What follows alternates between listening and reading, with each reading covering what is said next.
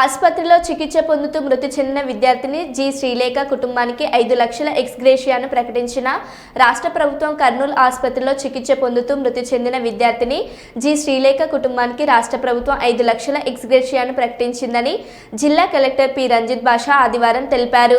భవిష్యత్తులో పాఠశాలల్లో ఇలాంటి ప్రమాదాలు జరగకుండా గట్టి చర్యలు తీసుకోవాలని కలెక్టర్ జిల్లా విద్యాశాఖాధికారిని ఆదేశించారు.